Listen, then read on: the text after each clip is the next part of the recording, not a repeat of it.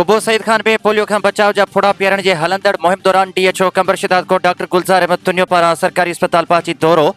DHO Kanwar शिदात कोट कुबो सईद खान जे सरकारी अस्पताल में मरीजन की सहूलत लाइ अल्ट्रासाउंड मशीन पिण ॾिनी आहे, जिते हिक मर्द ऐं हिक औरत डॉक्टर मर्दन ऐं औरतन जा अल्ट्रासाउंड कंदा।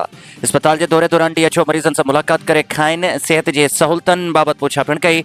उन मौके ते डीएचओ कंवर शिदात कोट डॉक्टर गुलजार अहमद तुनियो जो चवण हो त कंवर शिदात कोट ज़िले जो तालको कुबो सईद खान जो सरहदी तालको है, जिते आसपास के मरीजन से गॾु बलूचिस्तान में पिण मरीज इलाज वठण अचन था। मरीजन के सेहत जूं बेहतर सहूलतूं ॾियण की कोशिश करे रहिया आहियूं।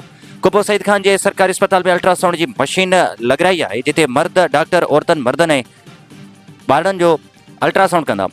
उन चयो त पोलियो मुहिम दौरान पाण समूरे ज़िले की विज़िट करे रहियो आहियां। वालिदैन खे गुज़ारिश थो करियां त पंहिंजे ॿारनि खे पोलियो जा बचाव जा फोड़ा ज़रूर पीआरनि।